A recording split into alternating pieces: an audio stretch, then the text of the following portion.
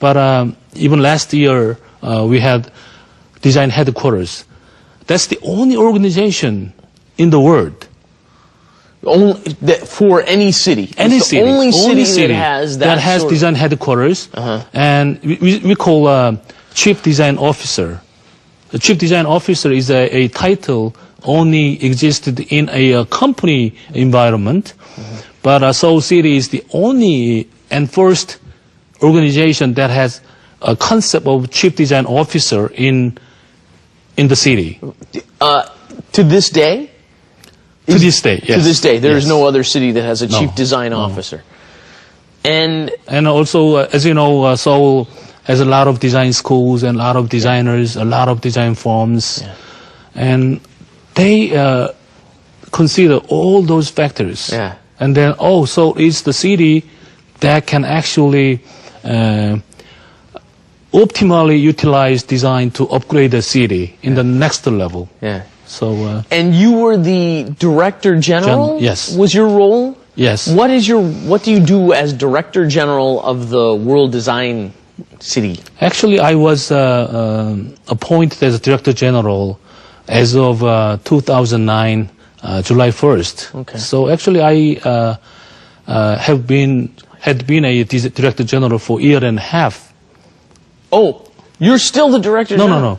It started from 2009, July 1st. Okay. And officially end of last year, 2010, December 31st. December 31st, okay. Because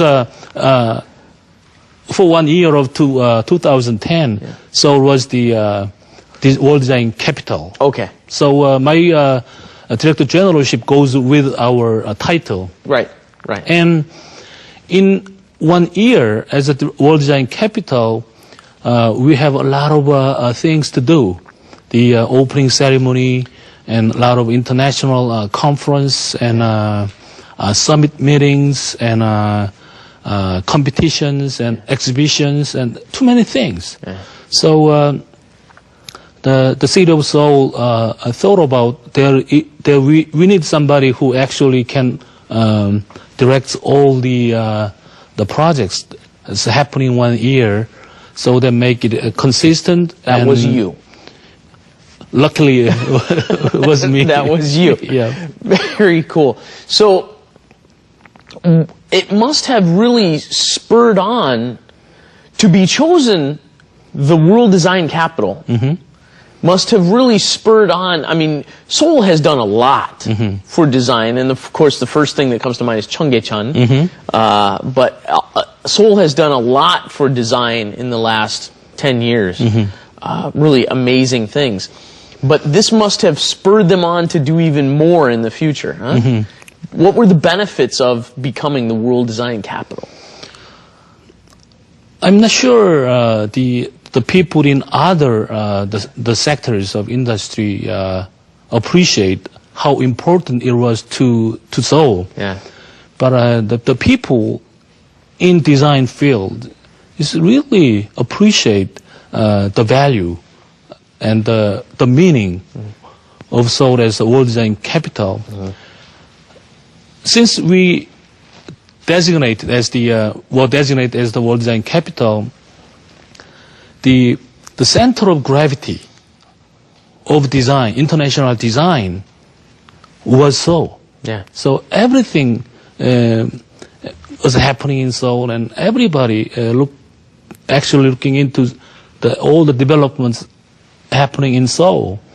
And even before that, because of that, 2010, last year, I think it's about a year ago, New York Times selected 31 places to go in 2010, and then the Seoul was the ranked third.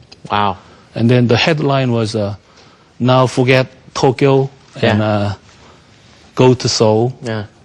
So a lot of international media coverage. So even these days, even I say my students that you don't have to go study abroad. If you are design students, you have to stay here at this moment. Otherwise, you lose a lot. Really? You think so? Yeah. So you think design education has overcome foreign design education Because the design, actually, the education of design is different from the education industrial engineering or the other disciplines. Because not only for the theories, but also what they have seen, what they have see is very important. So, for example, if you go to study a school in New York, even in a city of New York, a lot of things you can actually see and enjoy. But what if there is happening in San Francisco? 5 hours flight, a lot of money and time. But in Seoul, it's very the small the city geographically, but in country. In country. But for the last years, a lot of things is happening almost at least once a month. Something was happening in Seoul. What do you mean something? What kind of I something? mean, international design-related activities. Okay. So, for 1 year, all the happenings in order to attend, if we were in the States, then it would have been a decade to get the same amount of exposure, experience. But it just happened in Seoul in 1 year. So it's no wonder for me to ask my students stay in Korea during this historical moment. But you were very happy with your education at Tufts. Do you think Korean education is catching up to American education? We are catching up, but still is a long way to go. Not yet. Not yet. What do they have to do to overcome, to become even better? The first, open mind. Yeah. And interdisciplinary studies. What is that? 학제간 교육. 학제간 교육. Okay. Interdisciplinary studies. So we have to understand the people with different backgrounds. Right. So we have to learn how to work together as a team. Right. So collaboration. And usually... that was what you found with your major at Tufts, right? Yes. Your major was engineering design, and that combined the two different fields. And also the America is a kind of the melting pot of all the different cultures and the race and everybody. So just being there for more than 10 years, I could feel the importance of mixing together. Not by color of the skins and the backgrounds and the class of the socio-economic. So everybody is mixed. Then the real power of the mixtures is coming from there as a creative ideas. So I think that's the one thing that we have to catch.